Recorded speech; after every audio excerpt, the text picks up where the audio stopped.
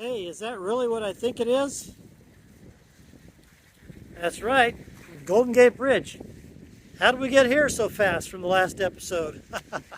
Well, that's kind of a long story.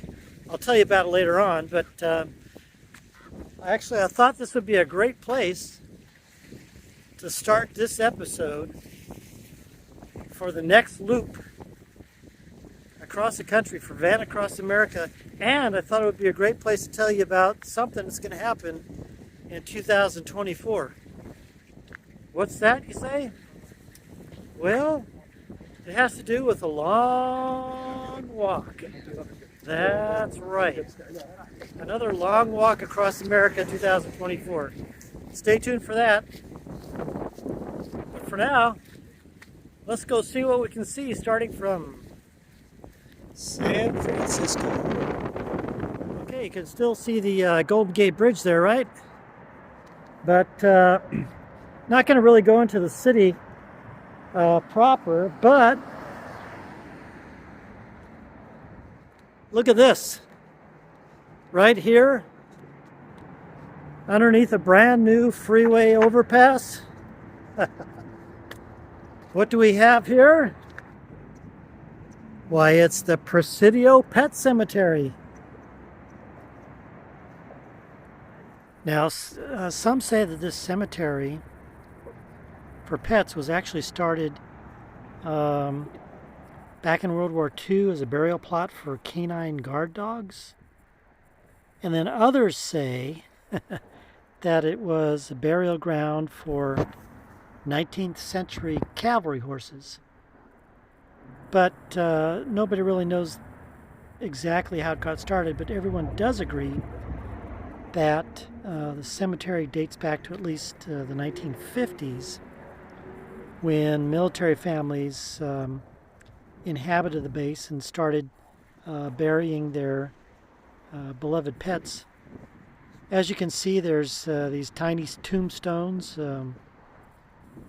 denoting the lives of their pets. Some wood, some are stone, dogs, cats, birds, hamsters, even goldfish and lizards are buried here. So they all have quite a lot of affection for all their pets here, don't they? And what a place for a cemetery, huh? Underneath the freeway. But also take a look at this. This rivals the view that a lot of cemeteries have for just people.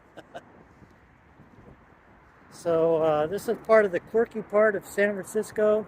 Like I said, we're not going to go into town proper because part of the reason for getting here is I'm scoping out the beginning of my walk across America, the beginning of my walk across America route for 2024. So we're going to cross the Golden Gate Bridge here, and then cross over the north part of the bay and follow the Sacramento River Delta up into Sacramento, and then up the mountains over Tahoe, and then back down into Nevada.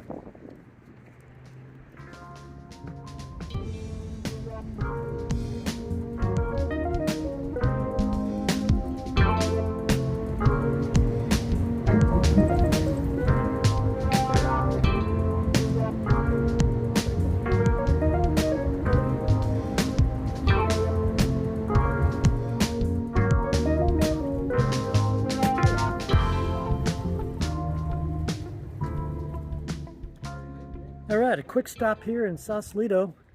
I wanted to show you something. Can you believe that the whole San Francisco Bay area is contained in one large building right here? That's right. It's the, what's it called? I forget what it's called. But let's go take a look at it. It's the, what is it? It's the Bay, the Bay model, that's right. It's the Bay model. It's a big building that is a mock-up, a scale mock-up of the whole San Francisco Bay Area.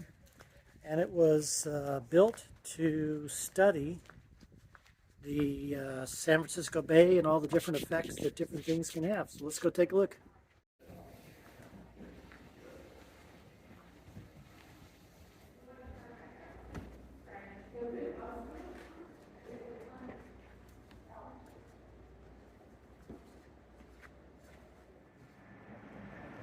Okay, so let's get some perspective here. So after walking in, we're walking in from the north. So let me first show you a map of the Bay Area. And now, let's show it to you from north to south. So here's the northern part of the bay. This is the this would be the San Pablo Bay, coming down to the Narrows, where it empties out to the Pacific Ocean. As you can see, there's the Golden Gate Bridge right there.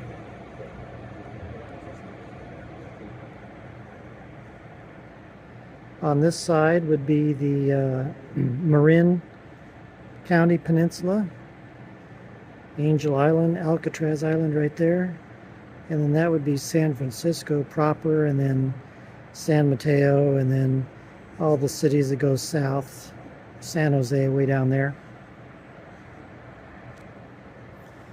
What we're standing on right here would be considered the East Bay. So Oakland, Alameda, all the communities along the east side of the bay. And then if we go over here, then all this part here is the southern and eastern part of the Delta, where the Sacramento and the American rivers come through. And then the Sierra Nevada would pretty much be out this way right here, along that whole wall there. So it's pretty neat to see this here in person, this whole mock-up. Just think, you know, a whole mock-up of a whole estuary, a large one at that, San Francisco Bay. And it was originally designed in 1954 to study the effects of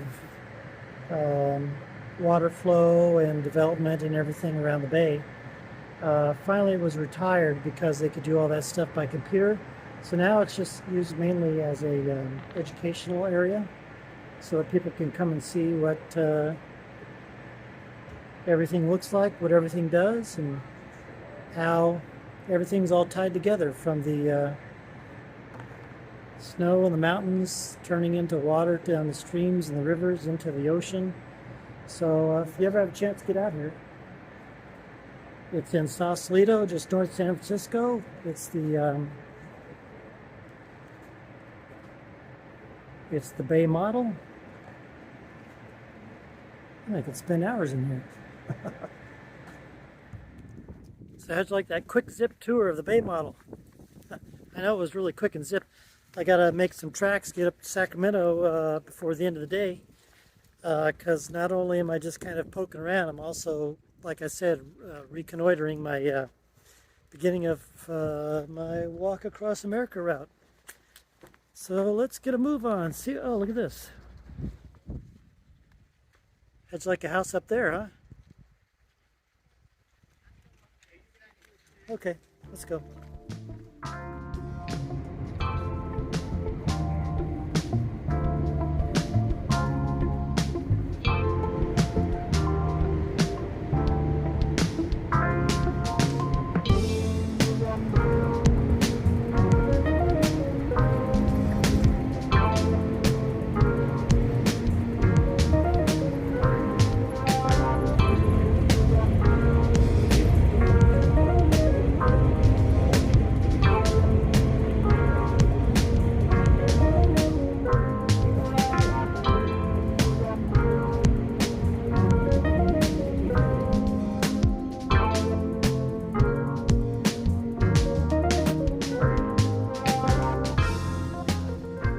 Okay, a quick stop before we get to Sacramento. How well do you know your Chinese American immigrant history? Well, stopped here in Locke, California. Let's go take a look and see what it's all about. The little town of Locke is located here on the Sacramento River Delta. It's on land that was originally owned by a guy named Charles Locke. And so what happened is back in the early 1900s, over in the town of Walnut Grove, just a few miles away, a section of town burnt down. And so the Chinese immigrants that were living over there decided it was time to make their own town. So they came over to Charles Locke and said, hey, can we buy some of your land and make a town? And so they came to a quick agreement, and then in 1913, I believe, is when the building of this little town started and was finished in 1915. It's on the National Historic Registry of Places, and it's known as the only town in the United States constructed solely by Chinese for Chinese. And get this, it's also the largest rural Chinatown in America. It was after World War II when the Chinese population started declining, and now it's to the point where the Chinese population is pretty much all moved out, and now the town is mostly a funky little artsy type town with mostly non-Chinese living here. But it is like I said, National Historic District, and it's a pretty popular tourist spot. People come through here and just kind of take in the Sacramento River Delta, as well as the little kitschy feel of what Locke looks and feels like today.